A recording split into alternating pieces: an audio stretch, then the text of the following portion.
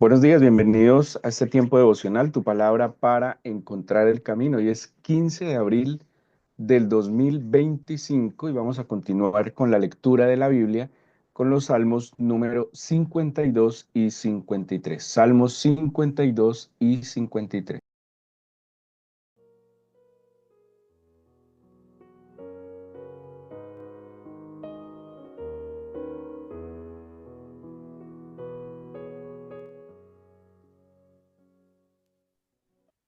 Estos salmos se le atribuyen a David, tienen un título, bueno, les recuerdo que el título en negrilla que generalmente aparece en nuestras Biblias en los salmos es un título que es colocado por los traductores y digámoslo así, editores de la Biblia actual, pero el título que viene luego como una especie de subtítulo, este hace referencia a los títulos que se consideran originales al salmo. Así que este título, perdón, estos salmos, el 52, por ejemplo, su título sería al músico principal, masquil de David, cuando vino Doeg Edomita y dio cuenta a Saúl diciéndole, David ha venido a casa de Ahimelech. Y asimismo el 53, su título original sería al músico principal sobre Mahalat, masquil de David. Ya el otro que está en negrilla por encima de este, de nuevo, es un título que le dan los traductores para, digámoslo, explicar un poco mejor el salmo. Bueno, estos dos salmos, entonces, como dentro de los que mencionamos ayer, de los 73 salmos que se le atribuyen a David, pues aquí tenemos dos salmos que podríamos decir que comparten con otros un mismo tema, ¿sí? Les decía ayer que los salmos son cánticos, son eh, himnos, ¿sí? Pero no todos necesariamente son de alabanza al Señor, ¿sí? En los salmos hay súplicas, hay plegarias, hay acciones de gracias, pero también, digámoslo de alguna manera, hay una petición de justicia al Señor. David entonces, eh, pues se encuentra en esta primera etapa de su vida, eh, a pesar de que había sido ungido, le tocaba esperar el momento y, y Saúl se va a convertir en enemigo de David porque tiene celo de lo que el Señor ha destinado para la vida de David. Pero en estos salmos podemos ver, en estos dos salmos, algo que es muy común en la poesía hebrea, que son los paralelismos, y es una forma de instrucción, de enseñanza en la Biblia para donde nos está mostrando constantemente los contrastes de lo uno y lo otro.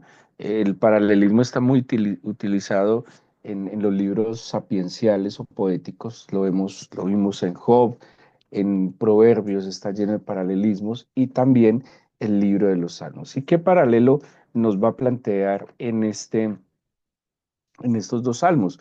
Bueno, nos va a plantear el paralelo, que es el más común entre el malo y el bueno. Ahora, ¿a quién se atribuye quién es malo? El malo es aquel que desconoce al Señor, el malo es aquel que vive ajeno al Señor y el bueno es aquel que teme, que es piadoso, que procura, que trata conducirse bajo pues, la dirección del Señor. Empieza diciendo, y nos va a dar como unas señales, unas indicaciones del malo, cómo se comporta,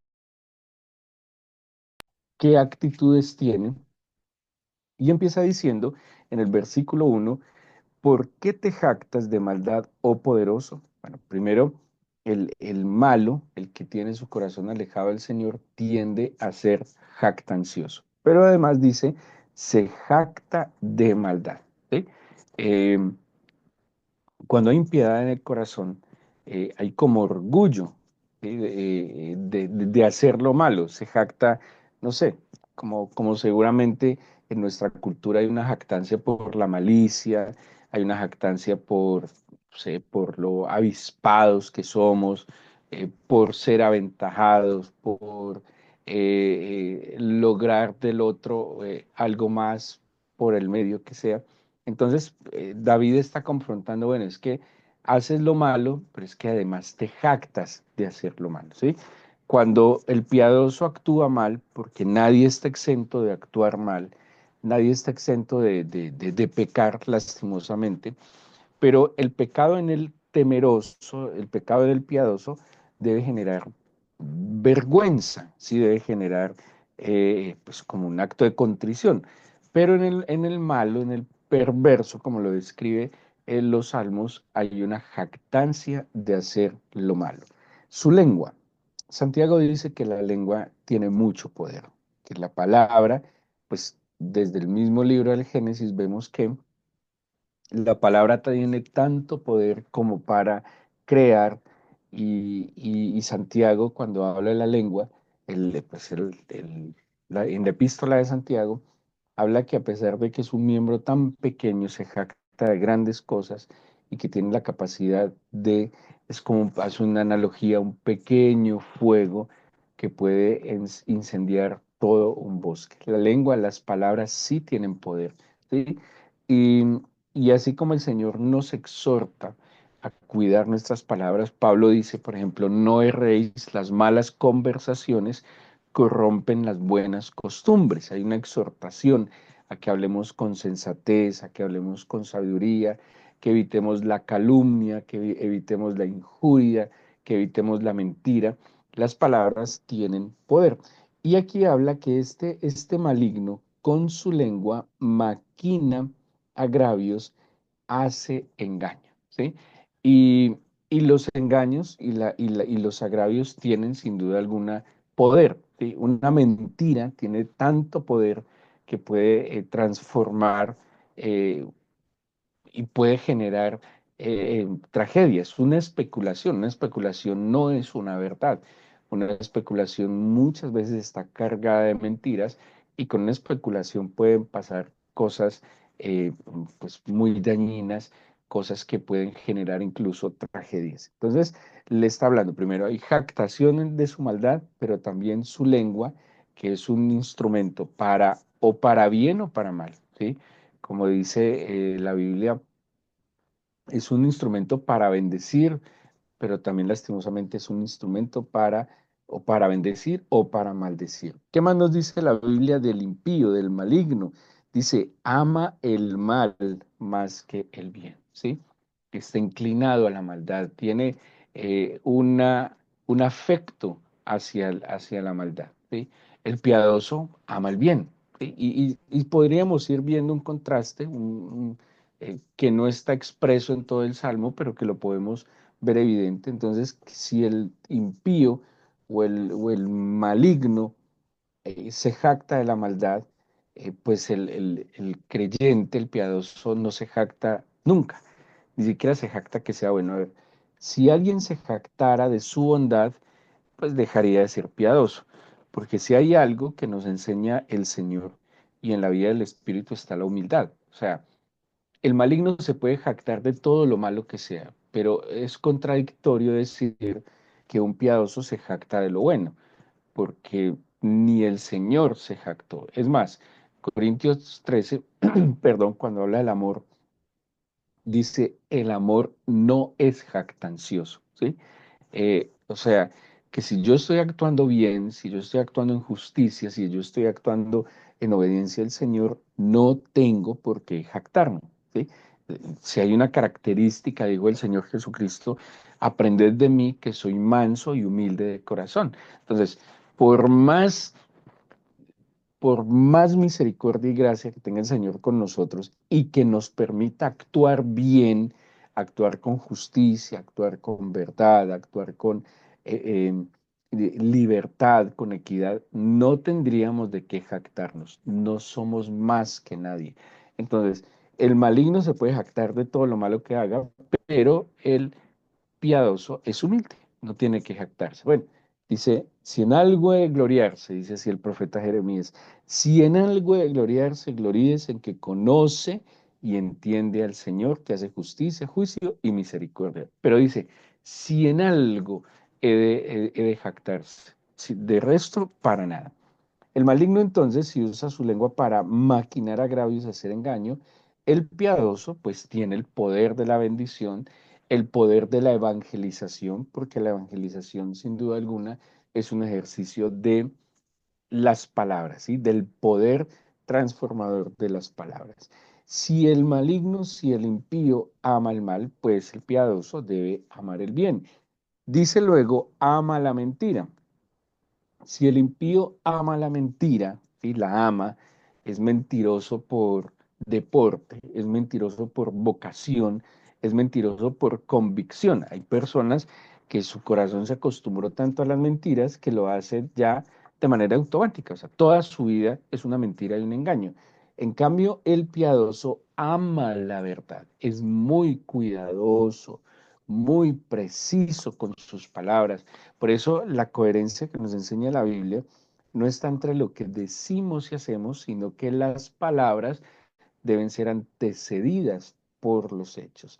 Dice que además el impío o el maligno o el perverso ama las palabras necias, ¿sí? Y él empieza, el salmo le empieza a decir, amaste, has amado, ¿sí? Eh, Dice las palabras perniciosas del versículo 4.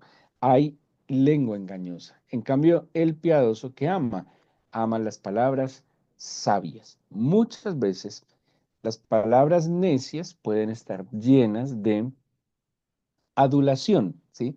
Llenas de, digámoslo así, de cosas halagüeñas, como dice la Biblia o halagadoras, pero pues muchas veces las palabras de verdad y las palabras sabias tienen reprensión, tienen exhortación, tienen amonestación.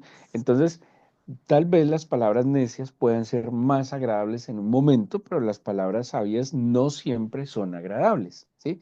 Porque al ego del corazón del ser humano le cuesta ser confrontado. Quisiéramos que a toda hora nos dijeran que somos buenos, que somos los mejores, que somos perfectos, que somos inmaculados, que todo lo hacemos bien, y eso hace parte muchas veces de las palabras llenas de necedad, de manipulación. En cambio, en las palabras de sabiduría muchas veces puede haber reprensión, exhortación, muchas veces puede haber amonestación y esas palabras no siempre son tan agradables. Dice que el impío no puso a Dios como su fortaleza, ¿sí? ¿En qué se ampara? Se ampara en sus bienes, por ejemplo, se ampara en su fuerza, se ampara en sus recursos, se ampara en sus capacidades, pero no pone a Dios como su fortaleza. Por ende, el piadoso en quien se soporta en el Señor. No hay Dios, ya en el versículo, en el capítulo 53 que dice el necio, no hay Dios. ¿Sí? Entonces, como no hay Dios, pues tengo licencia para actuar en la maldad. ¿Sí? No hay Dios. Si yo tengo conciencia del Señor, de su poder, de su grandeza, de su juicio eterno, como nos enseña el libro de Hebreos, pues de alguna manera me va a ayudar a conducirme con sabiduría, con temor del Señor en mi corazón. El humilde, el piadoso, pues reconoce que hay Dios.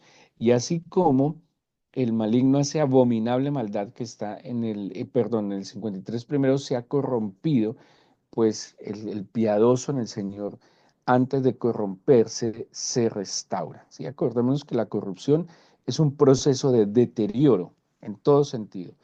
Por el contrario, aquel que está en el Señor está viviendo un proceso de restauración, está saliendo de todo el efecto de la corrupción y la violencia que ha generado el mundo y se va restaurando, pero el maligno está completamente corrupto y pues su corrupción lo va carcomiendo.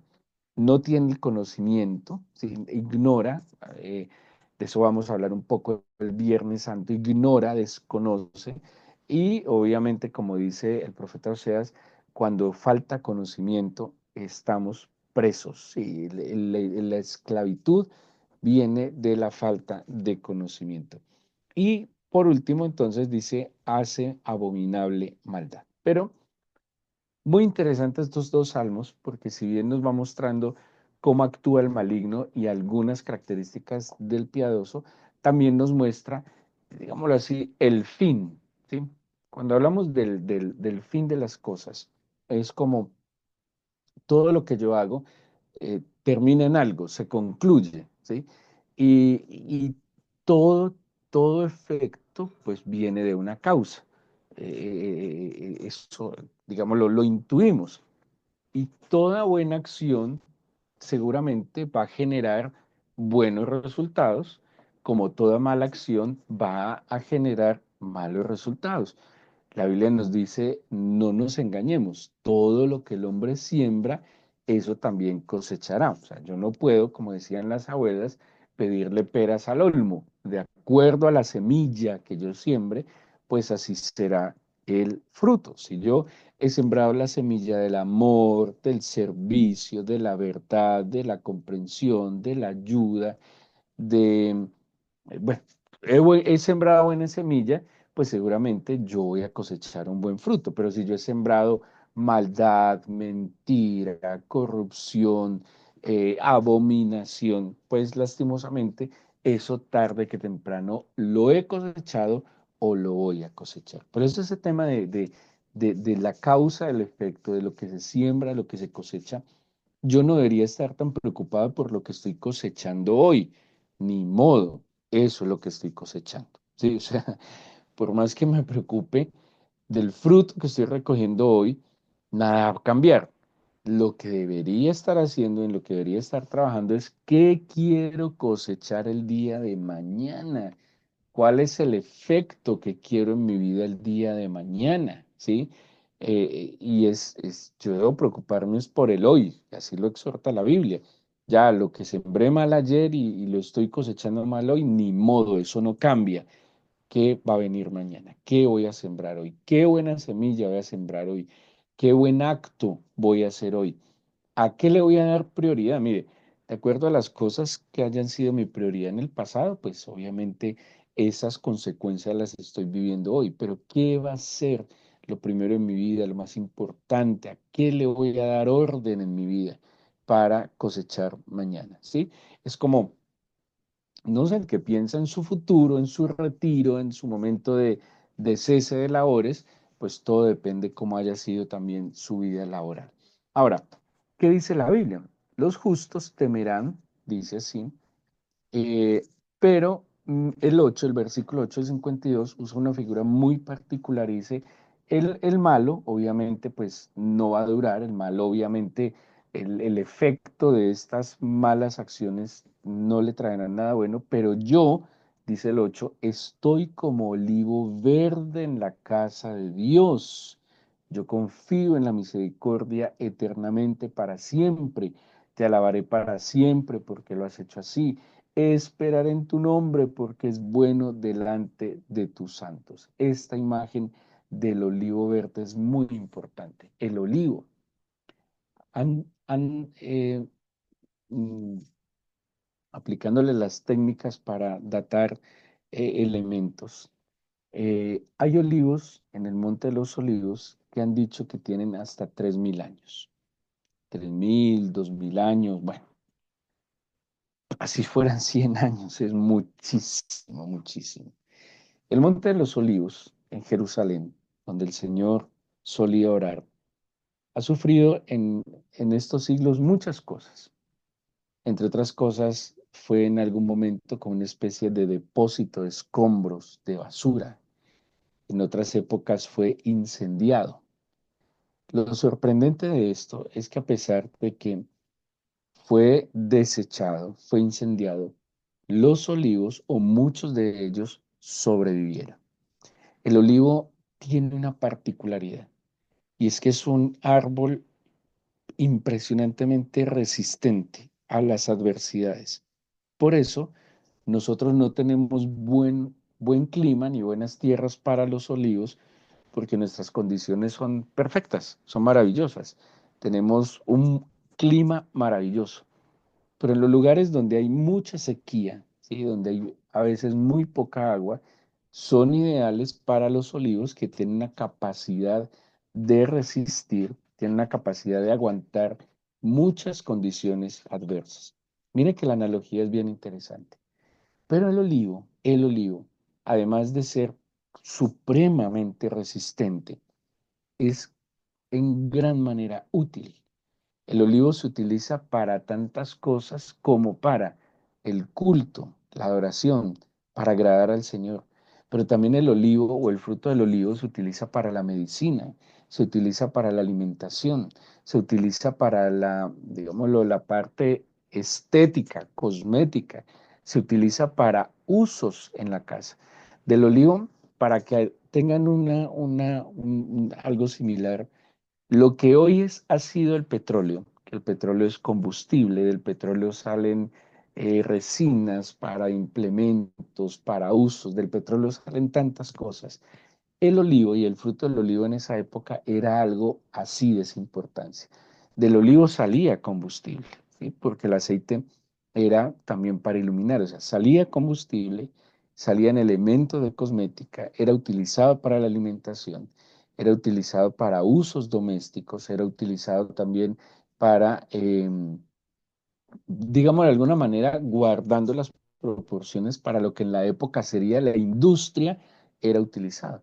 O sea, está diciendo, primero, tienes una capacidad de resistir, o sea, yo, lo está diciendo David, el maligno hace esto y puede jactarse y puede decir que es lo más fuerte, pero es que yo estoy como olivo verde que en la casa de Dios, si ni siquiera en cualquier lugar en la casa de Dios.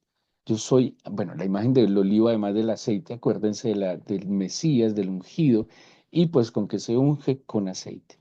Imagínense todo lo que está reconociendo David solo por refugiarse, por poner su confianza, su esperanza, su fortaleza, por temer a Dios y darle gloria, ¿sí? Por estar confiado en lo que el Señor es, en lo que el Señor hace, en lo que el Señor habla, como olivo verde en la casa de Dios. ¿Cuál es el fin de los malignos? Nos lo enseña también el capítulo 37 y 73 de los Salmos. Todo tiene y todos llegarán al destino pues que buscaron seguir en su vida. De acuerdo al camino que cada uno emprende cada día, pues ese será su destino.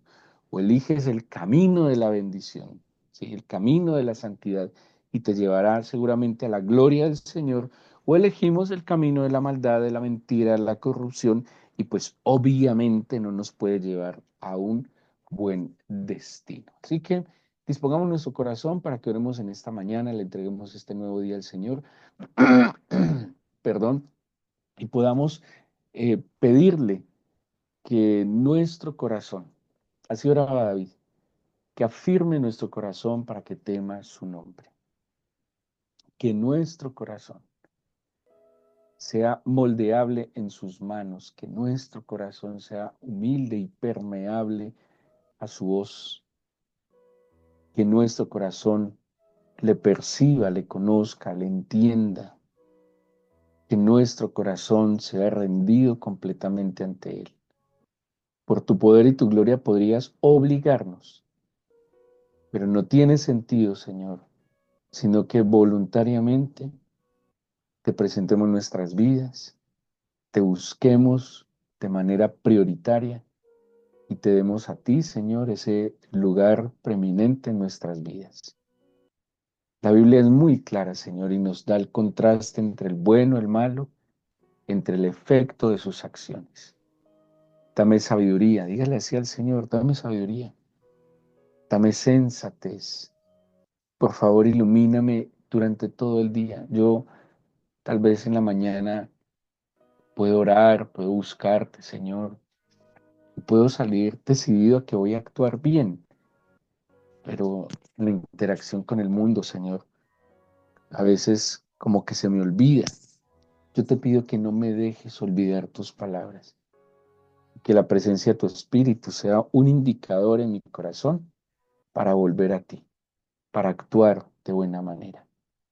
Señor, yo te entrego este día, esta semana que te pedimos que sea especial, que tú seas el centro, Señor. Cada semana el centro de nuestra vida es el trabajo, los hijos, las responsabilidades, nosotros. Pero, Señor, si el mundo reconoce que esta semana es santa, cuanto más yo. Ayúdame, acompáñame, dame tu bendición y sígueme eh, aportando, Señor, con tu sabiduría y con tu amor a mi vida. Te lo pido y te agradezco en el nombre de Jesús. Amén.